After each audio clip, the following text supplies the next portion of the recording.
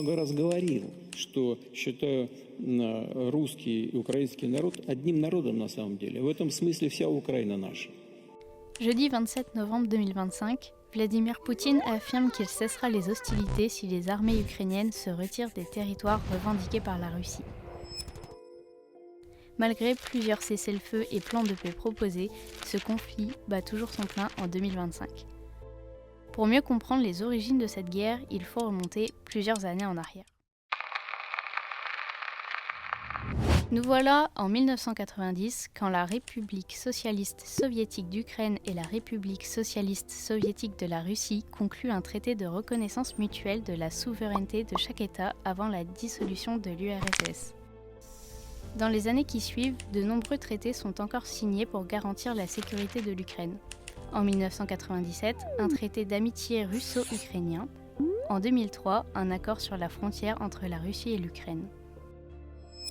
En novembre 2013, des manifestations éclatent à Kiev. C'est l'Euromaïdan. L'Ukraine se tourne vers l'Europe, Moscou y voit un danger. Si l'Ukraine arrivait à se rapprocher de l'Europe et à rejoindre l'OTAN, le pays arriverait à sortir de la sphère d'influence de la Russie. Malgré l'interdiction de se rassembler, des manifestants marchent ce matin vers la place de l'Indépendance à Kiev. Ils réclament la démission du président Yanukovych, coupable à leurs yeux de tourner le dos à l'Union européenne pour se rapprocher de la Russie et durcir le régime. Je resterai ici jusqu'à ce que ce diable quitte son fauteuil présidentiel et aille en prison. Mars 2014. La Russie annexe la Crimée en à peine 15 jours. Cela fait suite à la fuite du président ukrainien après la révolution de l'Euromaïdan. L'Ukraine tente de résister militairement, mais il n'y a pas assez d'impulsion politique à Kiev et de la part de l'Europe pour réussir à préserver la Crimée. Finalement, c'est le 24 février 2022 que la guerre commence officiellement. La Russie envahit 4 régions stratégiques qu'elle convoite depuis plusieurs années. Les régions de Donetsk et Lougansk qui forment le Donbass, un bassin minier et industriel stratégique pour la Russie.